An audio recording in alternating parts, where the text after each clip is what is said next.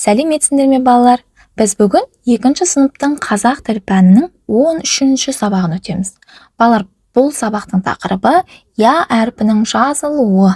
Балалар, біз бұл сабақта я әрпі бар сөздерді сауатты жазуға үйренеміз және тірек сөздермен әңгіме құрастыратын боламыз. Олай болса, 51-ші жаттығуға назар аударайық. Мәтінді дауыстап оқы дейді. Мәтіннің тақырыбы Бақтияр неге ұялды? Бақтияр мен Саят жолда шелегі суға толы қарт әжейді кездестірді. Әжей кішкене жүріп, тоқтап демалады. Саят әжейге көмектеспек болды. Сонда Бақтияр, елдің бәріне бірдей көмектесе бересің бе? Деді оған. Бірақ Саят оны тыңдамай, әжейдің шелегін үйіне апарысып берді. Бақтияр бірде шөлдеп келе жатып, ауылдың шетіндегі үйге бұрылды. Ол сол үйден су ішкісі келді. Есікті ашқанда баяғы қарияны көрді. «Іш балам, іш», деді әжей су беріп тұрып. Бақтияр ұялғанынан суды ішпестен далаға атып шықты. Мінекей балалар, осындай мәтін екен. Енді мәтіннің астындағы сұрақтарға назар аударайық. Мәтін не туралы дейді?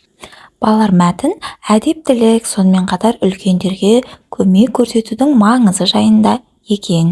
Ал келесі сұрақ, Бақтияр неге ұялды деп ойлайсың? Оның орнында сен болсаң не істер едің?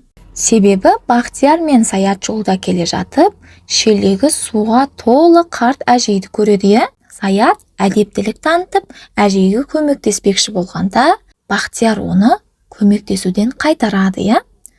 Ал Саят сонда да Бақтиярды тыңдамай, үлкен әжейдің шелегін көтерісіп, үйіне апарып тастайды. Содан кейін Бақтияр шөлдеп, бір үйге бұрылып су сұрайды. Сол кезде жаңағы өзі көмектеспеген, Саяттың да көмектесуін қаламаған әжей шығып су береді. Сол кезде Саят қатты ұялғанынан суды да ішпей, ол үйден атып далаға шыққан екен. Енді мәтіндегі қарамен жазылған сөздерді көшіріп жаз дейді. Балалар, бұл жерде Бақтияр, Саят, қарияны деген сөздер қарамен жазылған. Сол себепті бұл сөздерді көшіріп жазамыз. Балалар, олай болса 52-ші жаттығуға назар аударайық. Сөздердегі көп нүктенің орнына тиісті әріпті қойып жаз, оның себебін түсіндір дейді. Балалар, бұл жерде 5 сөз берілген екен.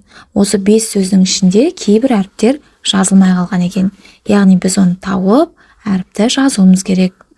Балалар, бұл жерде бірінші сөзде пияз, ұрқия, дария, зиян және аяз деген сөздер екен. Яғни біз бұл сөздердің барлығына бірдей я деген әріпті жазғы. Және неге бұл әріпті жазғанымыздың себебін түсіндіруімізді сұрап отыр екен тапсырмада. Неге біз бұл әріпті жаздық? Себебі өткен сабақта айтқан ережеде біз бұны айтқан болатынбыз. Сөздегі и әрпінен соң а жазылмайды, я жазылады. Мысалы, мия, тақия, әлия. Бұл жерде балалар и әрпінен кейін а емес, я жазылады екен балалар. Міне бұл жерде де дәл солай. Пияз деген кезде яның алдында и деген әріп бар екен. Сол себепті барлығында я әріпі жазылады екен. Балалар, ендеше 53-ші жаттығуға назар аударайық. Сызбадағы сөздерді тауып жаз дейді. Балалар, бірінші сызбада я әріпі сөздің соңында болу керек. Яғни я әріпі сөздің соңында болатын сөздерді жазуымыз керек. Мысалы, ұя деген сөзде я әріпі сөздің соңында. Қария және сая, міне осы сөздерде я әріпі сөздің соңында келеді екен. Екінші сызбада балалар я әрпінің екі жағында жаңа көп нүкте тұр екен. Яғни бұл жерде біз я әрпі сөздің ортасында немесе сөздің арасында келетін сөздерді табуымыз керек. Мысалы, аялдама, бұл сөзде я әрпі сөздің арасында келіп тұр, басында емес, соңында емес. Ал екінші қияр, міне қияр деген сөзде де сөздің арасында келіп тұр екен. Және үшінші қиял, яғни біз қиялдаймыз, қиял деп не соны айтады екенбіз. Бұл сөзде де я әрпі сөздің арасында келіп тұр екен. Балалар, ендеше 54-ші жаттығуға назар аударайық. Жұмбақты оқып шешуін тап. Қалқиып ұзын құлағы елеңдеп қорқып тұрады. Жұмбақтың шешуіндегі сөзге дыбыстық талдау жаса дейді. Балалар, қанекей көз алдымызға елестетейік. Ұзын құлағы бар екен, қалқиып тұратын, және елеңдеп қорқып тұрады екен, жан-жағына жәутеңдеп тұрады екен. Ол қандай жануар, балалар? Әрине қоян екен, қорқақ қоян екен. Енді қоян деген сөзге дыбыстық талдау жасайық. Қоян сөзінде, балалар, мінеки көріп тұрғандарындай 4 әріп бар екен. Біз әріптерді көреміз, оқимыз, яғни біз мұнда қоян деген сөзден 4 әріпті көреміз. Ал дыбысты біз естиміз, айтамыз. Ендеше бұл жерде қоян сөзінде қанша дыбыс бар екен табайық. Балалар, ережеге сәйкес я деген әріп и және а деген дыбыстардың қосарлануынан жасалған. Яғни бір ғана әріп 2 дыбысты береді екен, Бірақ та ол жазылған кезде бір ғана әріппен, яғни я деген әріппен таңбаланады екен. Яғни қоян деген сөзде 5 дыбыс бар екен, балалар. Балалар, ендеше 55-ші жаттығуға назар аударайық. Құстарға қамқорлық тақырыбында берілген тірек сөздермен әңгіме құрастырып жаз дейді.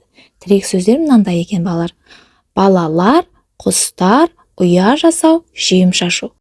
Мінеки, балалар, осы тірек сөздерді пайдаланып, біз әңгіме құрастыруымыз керек екен. Олай болса, былай деп әңгіме құрастырайық. Қыс мезгілінде осы жақта қыстайтын құстарға балалар өз қолдарымен ыңғайлы етіп ағаштан ұя жасап берді. Енді балалар оларға әрдайым жем шашып, тамақтандырып, қамқорлық жасап тұрады. Балалар, осымен бүгін біздің 13-ші сабағымыз аяқталды.